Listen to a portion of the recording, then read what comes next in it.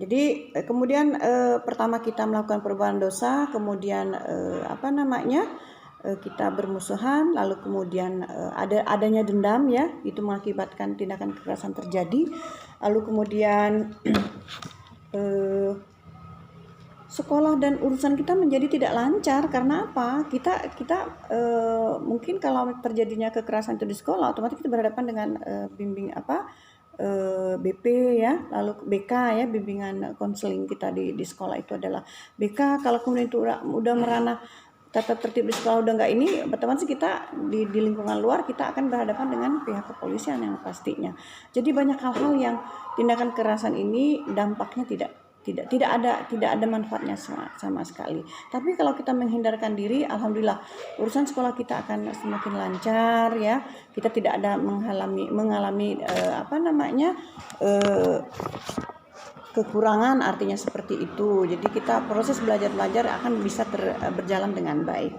Lalu kemudian kita akan merasa tenang. Jadi manfaatnya bila kita menghindari kekerasan itu adalah kehidupan kita akan merasa tenang karena kita tidak mempunyai musuh. Nah, tidak ada musuh. Jadi kalian anakku kemudian manfaatnya adalah orang tua kita itu bekerja itu memberikan kita nafkah dalam rangka menjalani kehidupan kita sehari-hari agar kita fight di sekolah, lalu kita bisa melakukan hal-hal yang lain. Itu otomatis kalau kita tidak melakukan kekerasan, orang tua kita juga menjadi senang. Karena apa? Kita tidak terlibat hal-hal yang merugikan atau memalukan pihak keluarga. Jadi orang tua bekerja juga dengan tenang, berikan kita pasal mencari nafkah untuk kita tenang apabila kita tidak terlibat tindakan kriminal. Nah, ini banyak banget sih kerugiannya apabila kita melakukan tindakan kekerasan. Jadi jangan sampailah di usia-usia kalian ya kita tidak berurusan dengan pihak kepolisian yang pasti ya. Jadi itu sekali ya anakku, kenapa materi ini diajarkan sesuai dengan Quran surah Al-Maidah kemarin 32 bahwa jangan sampailah kita melakukan tindakan kekerasan pada orang lain, karena itu bahkan sampai mengambilnya orang lain itu akan membahayakan. Justru kita harus menolong sesama. Jadi kebalikan dari menghilangkan nyawa, justru kebalikan adalah kita harus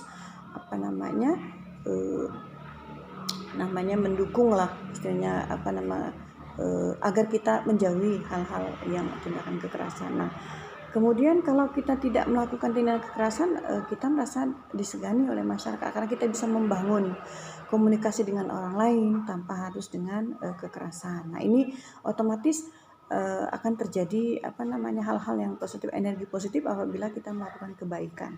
Nah, kemudian trust orang lain kepada kita, manfaatnya apabila kita menghindari itu akan berjalan dengan baik. Jadi kepercayaan orang kepada kita itu akan tumbuh. Nah, dari rasa kepercayaan, trustnya orang kepada kita, alhamdulillah mungkin orang lain bisa memberikan kepercayaan kepada kita dalam segala hal. Nah, kebalikannya lagi, bila kita tidak melakukan atau menghilangkan kepercayaan kepada orang, justru kita tidak akan diberikan amanah. Ya, karena kita sudah tidak dipercaya. Jadi kepercayaan itu sangat penting dalam kehidupan kita, sangat penting kita jadikan prinsip hidup kita dalam diri kita terhadap orang lain. Karena apa? Akan memberikan konsekuensi positif kepada kita di dalam menjalankan kehidupan ke depannya. Jadi trustnya orang lain itu harus kita jaga, sangat jaga. Jangan sampai kita justru merusak kepercayaan itu, karena sekali kepercayaan itu dirusak maka orang lain tidak akan percaya kepada kita. Jadi anak sekalian, mulai dari sekarang kita coba diri kita agar bisa kita dipercaya sama orang lain dengan apa?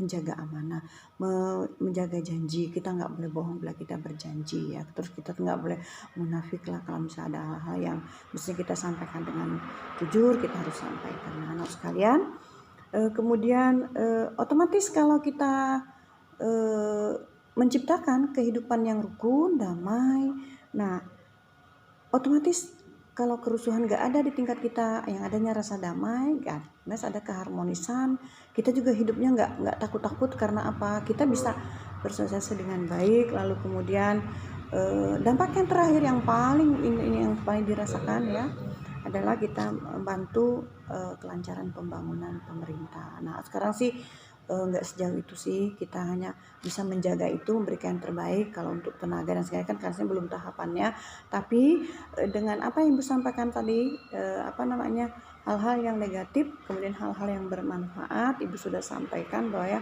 ulang kembali bahwa kalau kita melakukan tindakan keras berarti terlibat dalam perbuatan dosa ya, kemudian itu tidak baik, lalu kemudian akan terjadi permusuhan, lalu kemudian akan ada dendam, maka kita nggak boleh ada dendam. Jadi kalau berkelahi kita berkelahi lagi mau. Nah kalau kita melakukan tindakan satu sama lain, kita mempunyai masalah, selesaikan saat itu juga, nggak boleh kita mendendam. Karena apa? Akan merugikan diri kita dan orang lain. Link kita juga akan terputus ya. Jadi sekali lagi itu, kemudian kalau terjadi tindakan fisik kita berkelahi, otomatis merugikan orang lain dan di kita, dan bisa kita diajukan ke ranah pidana. Nah itu tindakan pidana. Sekarang tuh kita jauh lebih berhati-hati karena dampak sosial itu, media membuat segala sesuatu yang dulunya mungkin tidak bisa begitu cepat tersampaikan kepada pihak-pihak yang terkait, itu dalam hitungan menit. Nah kegiatan yang kalian lakukan, baik itu yang positif maupun negatif, itu langsung bisa sampai pada orang-orang yang kemungkinan apabila itu baik, otomatis departemen-departemen yang lain, kalau misalnya itu jahat, otomatis pihak kepolisian yang akan mencatat itu dan akan merekam itu. Jadi sekali lagi anak-anak sekalian, mari kita bijak menggunakan internet, media sosial. Karena apa? Sesuatu itu ternyata yang dulunya kalau kita melakukan sesuatu kegiatan itu tidak bisa di blow up secara langsung ya. Tapi kalau sekarang dalam hitungan menit, karena sosial itu di genggaman kita, itu akan langsung bisa direkam orang lain dan bisa dikirimkan ke pihak-pihak yang terkait. Jadi sekali lagi anakku, mohon sekali lagi berhati-hati dalam bersikap, berhati-hati menggunakan gadget yang ada di tangan kita. Oke, kita menerima itu gadget itu dengan baik pada kita dalam hal-hal yang positif. Contohnya sekarang dalam kegiatan pembelajaran daring. Walaupun mohon maaf sekali lagi ada beberapa anak-anakku yang mungkin ada keterbatasan, itu kita bisa maklumi. Ada yang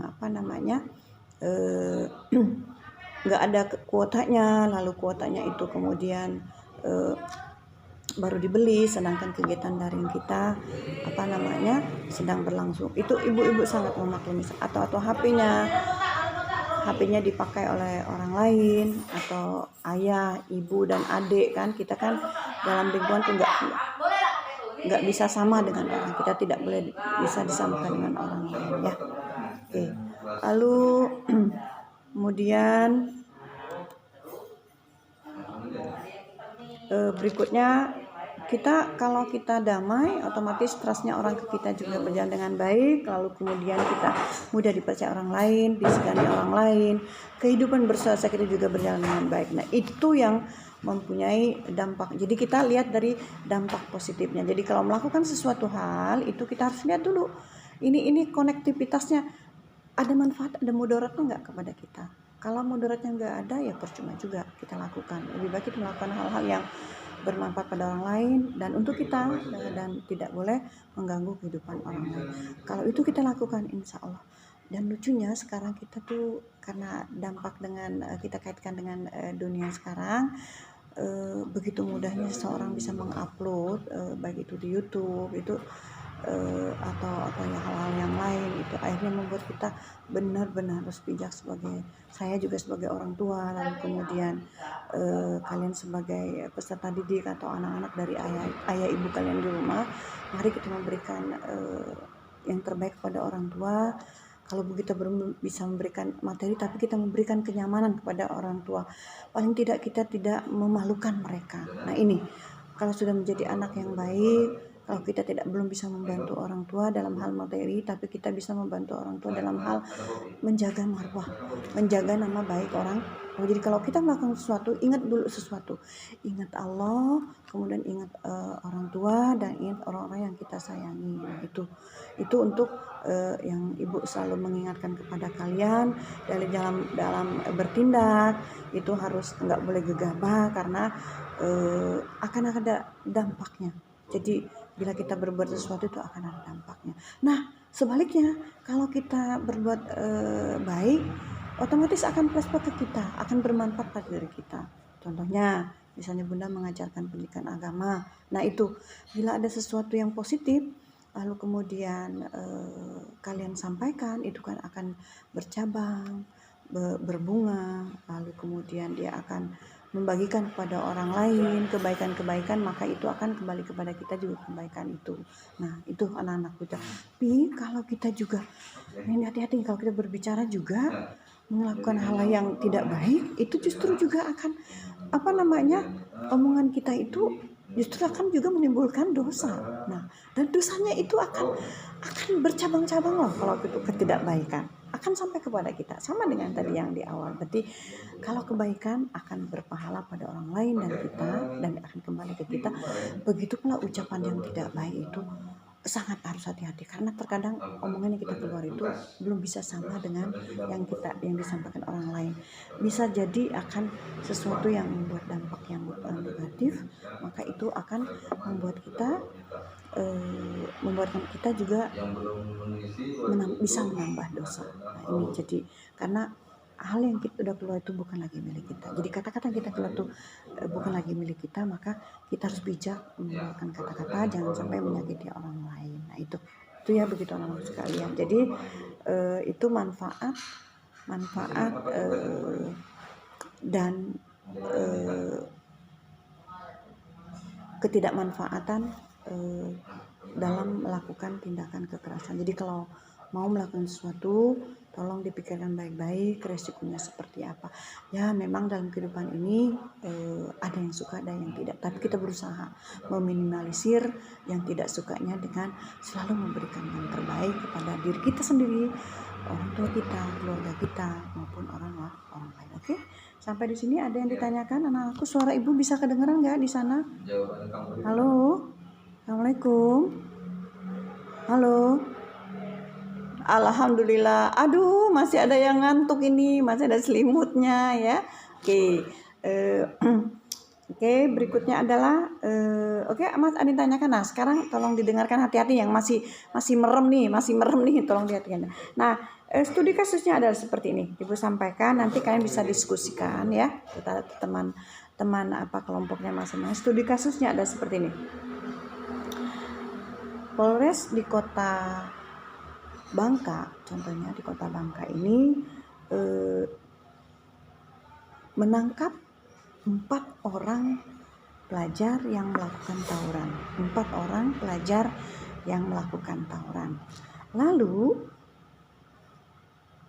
4 orang yang melakukan tawuran ini ditemukan barang bukti. Nah, barang buktinya itu berupa 4 buah senjata tajam, sabuk yang dipasang di gear motor, lalu mereka melakukan tawuran dengan janjian. Nah, lewat WA mungkin ya, lewat chatting di WA. Pagi ini karena salah satu temennya itu ada yang bermasalah dengan sekolah yang lain, lalu kemudian mengajak teman-teman gengnya itu melakukan pembalasan terhadap musuhnya dengan ingin berencana, dan itu dicatat di WA ya, di WA. Lalu jamnya berapa kita kumpulnya, lalu kemudian alat-alat digunakan, bagaimana cara melakukan tindakan kekerasan itu sudah mereka rencanakan lebih awal. Nah, lalu kemudian karena di WA itu otomatis di WA kan ya kita kan biasanya mungkin nggak terkunci atau aksesnya itu mudah dilacak orang lain. Ternyata alhamdulillah tidak sampai melukai orang lain karena pihak kepolisian lebih dulu mengetahui kegiatan itu. Tetapi, nah ada tetapinya, dampaknya ini karena otomatis kan 4 orang nih, 4 orang ini mengajak teman-temannya untuk berbuat tindakan kekerasan dengan lewat janjian lewat WA, begitu perencanaan yang begitu matang lewat WA anak-anak ya. Kenapa Ibu tegaskan perkataan lewat WA tadi? Ini kan lewat chatting nih, lewat chatting dari mereka. Nah, alhamdulillah pada hari H-nya mereka melakukan kegiatan itu, polisi cepat mengatasinya karena ada laporan mungkin ya, saya bilang gitu bahwa sesuatu sekarang di media media sosial sekarang sangat cepat sekali ya, berita itu tersampaikan dalam hitungan menit. Jadi polisi bukan cepat bertindak walaupun kegiatan itu sempat melukai lawannya, walaupun itu luka ringan. Nah, lalu kemudian nah ini dari studi kasus ini, kalian nanti bentuk kelompok, lalu kemudian Ibu tadi mereka membawa senjata tajam masing-masing, baik itu kalau senjata tajam kalian mungkin ada entah itu pisau, entah itu celurit, lalu gear yang sudah diasah ditaruh di motornya ya, parang, nah itu atau senjata tajam. Lalu kemudian mereka melukai.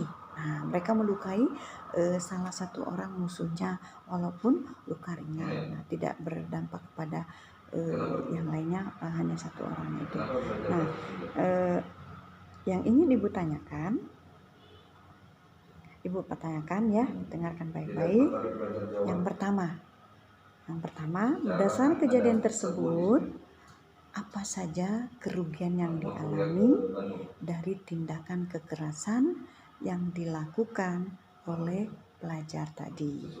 Apa saja kerugian yang dialami dari tindakan kekerasan yang dilakukan para pelajar tersebut? Yang kedua,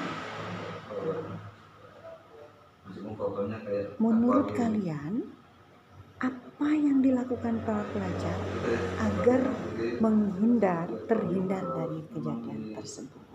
Apa?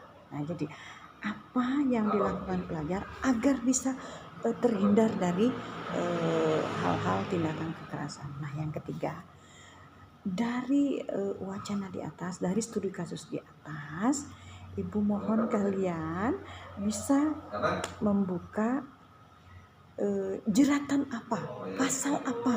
Nah, pasal apa yang bisa menjerat keempat pelajar tadi?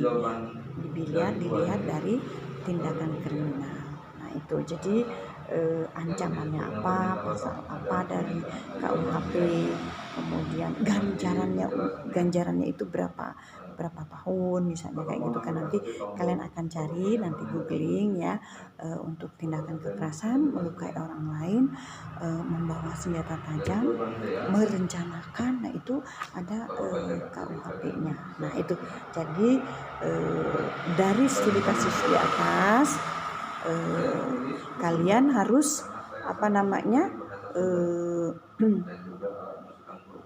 mencari yang pertama, berdasarkan studi kasus di atas, apa saja kerugian yang dialami dari tindakan kekerasan yang dilakukan para pelajar tersebut. Yang kedua, apa yang dilakukan pelajar, bagaimana caranya kita sebagai pelajar bisa menghindari sesuai dengan kasus yang seperti apa sih sikap kita, bagaimana cara kita menghindari kasus yang di atas. Terus yang terakhir, untuk ranah tindakan kriminalnya itu mereka terjerat pasal berapa ya dari undang-undang pidana, KUHP-nya berapa, dan ancaman hukumannya.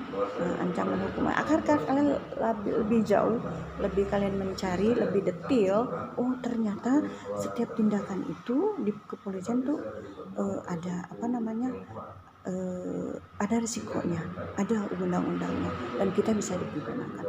Jangankan melukai dan merasakan pelecehan, pembulian, kemudian itu semuanya ada, bisa, karena sekarang kan bisa direkam tuh. Jadi apa-apa yang kalian upload, apa-apa yang kita omongkan, bayangkan sampai di WA kita juga bisa diperiksa oleh pihak IT dan yang bekerja sama dengan pihak kepolisian. Nah itu adalah jejak rekam kita, jadi berhati-hati sekali. Mau itu ketika kalian sebagai koleksi pribadi kedapetan ada yang bisa menjual HP-nya lalu itu masih terekam di HP-nya, itu bisa dipakaikan delik aduan juga oleh yang merasa tidak terima dengan hal tersebut. Jadi sangat-sangat berhati. Dan saya mendapatkan teman yang pinter di IT bahwa sesuatu yang kita bikin video di HP kita itu ternyata ada ciri tipe-tipe HP yang di dalamnya itu bisa langsung terkoneksi dengan jaringan apa, saya bilang itu. Jadi kalau ada benda itu di HP kita dan itu kan kita membeli, kita kan nggak tahu oleh pihak apa namanya, pihak produksi HP itu memberikan, mungkin saya nggak tahu dengan jelas apa, tapi ya saya pernah melihat teman itu yang bilang bahwa di lapisan HP yang terbelakang kita itu ada sejenis aluminium yang kemudian di dalamnya itu ternyata ada alat untuk apabila kita melakukan sesuatu hal apapun di HP kita itu sangat cepat terkoneksi, bahkan nggak harus dibuka HP itu bisa terkoneksi langsung dengan jaringan yang kita nggak tahu itu apakah bisa sejenis sadap kah atau apakah, wallahu a'lam bishawab. Itu bisa dibuka oleh orang lain tanpa kita memberikan passwordnya, tanpa kita harus memberikan PIN daripada HP kita. Nah itu kita harus sangat berhati-hati untuk saat ini. Jadi itu anak-anak sekalian, apalagi tindakan kekerasan itu mereka rencanakan dan atur lewat WA ataupun percakapan, semuanya kan bisa direkam, akan terekam dengan nantinya. Kalau pihak kepolisian pihak Telkom atau apa aja sekarang sangat mudah sekali mendapatkan itu, akan rekotan pembicaraan itu akan mereka dapatkan. Nah itu, jadi pagi ini kita akan lebih mendalami tentang Quran surah Al-Maidah ayat 32 agar kita menghindari tindakan kekerasan dan merangkak menjaga 3 pilar yang ditekankan dalam materi KD 3.2. Yang pertama yang Quran surah Yunus 44.1 tentang kita harus yang pertama adalah menjaga kerukunan. Karena kerukunan, kita harus menjaga toleransi. Atau yang terakhir, kita harus menghindari tindakan kekerasan sekecil apapun, karena tindakan keras dia akan menimbulkan hal yang dari ketiga pilar ini. Kita hidup bernegara, kita hidup rukun, kita hidup bertoleransi, walaupun memang kita adalah negara Pancasila, yaitu Bhinneka Tunggal Ika. Nah kita bisa hidup dengan perbedaan, dengan damai, dengan tapi kita harus jaga juga kalau sudah dalam hal muamalah gitu kan kalau muamalah dibolehkan kita berinteraksi dengan non beragama lain, tapi untuk akidah maka itu adalah hubungan kita dengan hablum minallah, itu tidak boleh diganggu gugat. Jadi ada link yang tidak boleh sama sekali disentuh, dan kita harus pertanggungjawabkan dengan baik, pertahankan dengan baik. Jadi maka sejak kecil kalian juga terlahir sudah disyahadatkan orang tua, itu penting banget ya. Nah lalu kemudian seiring dengan waktu kita dibesarkan orang tua dengan makanan yang halal ya. Nah ini membuat kita harus dengan didikan yang baik, dengan akhlak yang baik, maka insya Allah akan melahirkan juga orang-orang yang akan takut kepada Allah, dan kita akan juga memudahkan kita bersosial dengan sesama manusia. Jadi hablum minallahnya kita jaga dengan baik dari sejak kecil, lalu kemudian hablum minannas juga kita jaga dengan baik. Bagaimana cara kita bersosialisasi dengan sesama kita beragama Islam, dengan orang lain yang non beragama Islam, agar apa?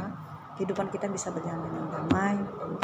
Nah kita mulai dari keluarga kita, lalu lingkungan sekitar rumah kita, kemudian lingkungan kita di sekolah, lalu kehidupan kita bermasyarakat. Nah inilah manfaat yang mungkin bisa kita dapat dari materi KD 3.2, dan Ibu tadi sudah sampaikan manfaatkan menghindarkan diri dari tindak kekerasan. Insya Allah akan mendamaikan kita.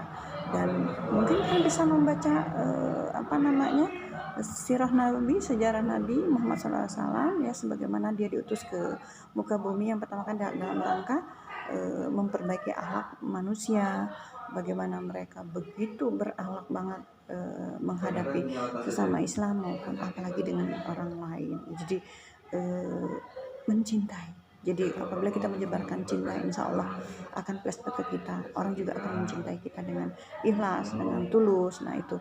Jadi sekali lagi anakku, mari kita menyikapi kondisi saat ini agar apa? Agar kita menciptakan kerukunan dan kedamaian, baik di lingkungan keluarga, masyarakat. Ya, oke. Nah, oke. Halo, assalamualaikum anak sekalian yang sudah bergabung, silakan. Masih kurang jelas nggak? Kurang jelas nggak apa yang Ibu tadi sampaikan? Halo? Oke, makanya kalian bikin kelompok ya. Oke, kalau sudah jelas, otomatis kalian paham perintah Bunda ya. Tolong kalian diskusikan sesuai dengan 3 pertanyaan tadi. Lalu kemudian Ibu menunggu nih. Ibu menunggu proses diskusi kalian pagi ini. Oke. Udah ada yang Mbak? Ya, betul. Ini kita tatap muka langsung karena kita harus presentasikan langsung. Oke, silakan. Ini siapa nih? Nur Haliza. Ayo Nur Haliza, dengan siapa aja kelompoknya, Nak? Atau Ibu kasih waktu deh. Kan Ibu tadi bercerita agak lama, jadi Ibu kasih waktu. Itu kasih tuh untuk entah itu dengan selo, dengan muslim, dengan siapa lagi tadi itu. Teman-teman udah banyak yang bergabung. Nah, ini tolong didiskusikan dulu untuk 3 ini, atau bisa langsung kita vikon bersama-sama menyampaikan. Oke, Nur silakan. Oke, MIPA 1 ya tergantung, 4 orang bisa, 3 orang bisa, 2 orang bisa, keterwakilan masing-masing ya. MIPA 1 mana nih? Lagi cari googling pasalnya, terus ancamannya, lalu kemudian MIPA 2 mana nih? Ayo MIPA 2, Ihsan, Farel, Surah Amira, yuk Sirin, terus ayo Christine, MIPA 2, MIPA 3 mana nih? Aduh, MIPA 3 ini mana nih? Ayo, nggak ada suaranya MIPA 3. MIPA 4 sudah ada tadi, kemudian MIPA 5 juga Asanda, ya Asanda dan CS nya biasanya liget nih, Suji dan lain-lain yuk. Oke, ayo anak-anak sekalian.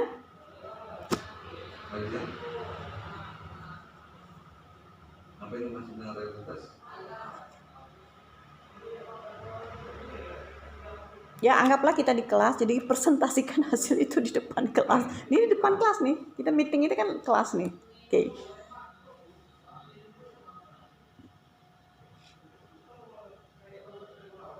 Siswanya mau belajar apa? Kalau kalian mau lebih paham lagi, jadi untuk jadi ada hal-hal yang kerugian akibatnya kan banyak banget ya, banyak banget.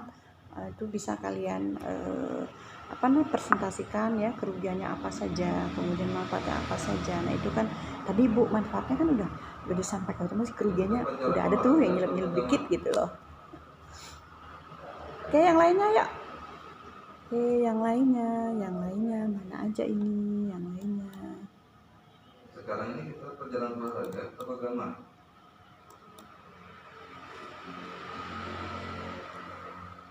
Nah, yang teman-teman nggak ngambil rapor.